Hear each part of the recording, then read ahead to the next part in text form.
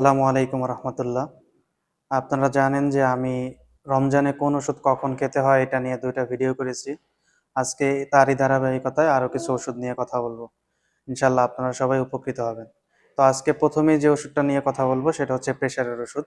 তো প্রেশারের ওষুধ আমাদের কিন্তু অত্যন্ত গুরুত্বপূর্ণ একটা ওষুধ এবং এটা নিয়ে আমাদের সবারই অনেক বেশি টেনশন থাকে যে কখন প্রেশার বেড়ে যাচ্ছে এবং কখন প্রেশার ফল করতেছে। তো আমাদের এই ওষুধটা নিয়ে আমাদেরকে একটু সুন্দরভাবে চিন্তা করতে হবে। তো দেখেন, প্রেশারের ওষুধ আমরা কখন খাবো? প্রেশারের ওষুধ আমরা সাধারণত একবেলা বা রাতে অথবা সকালে যেকোনো একবেলা দিয়ে থাকি। অথবা যাদের প্রেশার একটু বেশি আনকন্ট্রোল তাদেরকে আমরা সকাল বা রাতে ২ বেলা দিয়ে থাকি। তো দেখেন, এতদিন পর্যন্ত আমি যে ওষুধগুলোর কথা বলছি সেটা সাধারণত সকালের ওষুধগুলো আমরা ইফতারে খাইছি আর রাতের গুলা সেহরিতে খাইছি। কিন্তু আজকে যে প্রেশারের ওষুধটা নিয়ে কথা বলবো এটা সম্পূর্ণ উল্টা। তো এখানে সকালে যে ওষুধগুলো আমরা আগে খাইতাম সেই ওষুধটা আমরা সেহরিতে খাবো। আর রাতে যে ওষুধটা আমরা আগে খাইতাম সেই ওষুধটা আমরা ইফতারে খাবো।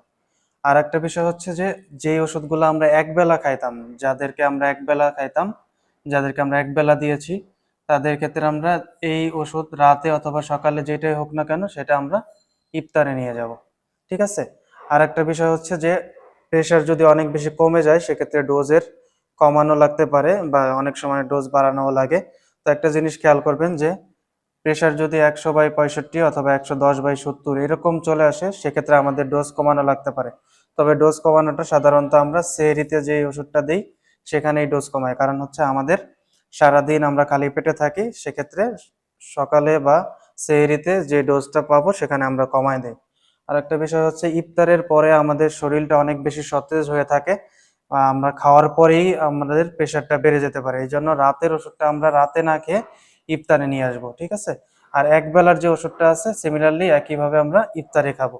আপনাদের সাথে একটা ঘটনা শেয়ার করি। গত রমজানে আমার কাছে একজন আহ প্রশ্ন করে যে তাকে একটা ওষুধ ৪ বেলা দেওয়া হয়েছে। তো এখন সে ৪ বেলা কিভাবে খাবে? তো রোজা রেখে তো ৪ বেলা খাওয়া সম্ভব না। তো সে রোজা না রাখার সিদ্ধান্ত নেয়। তো এটা আসলে কখনোই উচিত হবে না। কারণ ৪ বেলা ওষুধগুলাকে ২ বেলা করে বা ১ বেলায় শিফট করারও অনেক সুযোগ রয়েছে। সেক্ষেত্রে আপনারা অবশ্যই একজন ডাক্তারের পরামর্শ নিবেন এবং ওষুধগুলাকে অন্য গ্রুপে চেঞ্জ করে ডোজ অ্যাডজাস্ট করে নিবেন। সামান্য অসুস্থতার জন্য কখনোই ফরজ রোজা কাজা করবেন না। ঠিক আছে? তো এইটা নিয়ে জাস্ট ২ টা উদাহরণ দেই। যেমন আমাদের শরীরে যদি কোনো জায়গায় কেটে ছিঁড়ে যায় অথবা চামড়ার নিচে যদি কোনো ইনফেকশন হয় তাহলে আমাদের একটা কমন ওষুধ আছে যেটা ফ্লুক্লোক্সাসিলিন, ফ্লুক্লোক্স ৫০০ নামে পাওয়া যায়। তো এই ওষুধটা ৪ বেলা করে দেওয়া হয় এবং এটা কিন্তু সবচেয়ে বেশি পরিমাণ কমনলি ইউজ একটা ড্রাগ। তো ৪ বেলা কিন্তু ওষুধ ৬ ঘন্টা পর, পর যদি আমরা রোজা রেখে খেতে চাই তাহলে আমাদের জন্য এটা অসম্ভব হয়ে পড়ে। তবে এই ওষুধের জন্য আমরা কখনো রোজা বাদ দিব না। এই ওষুধের পরিবর্তে আরো কিছু first generation, second generation cephalosporin আছে। সেই ড্রাগগুলা কিন্তু ২ বেলা করে।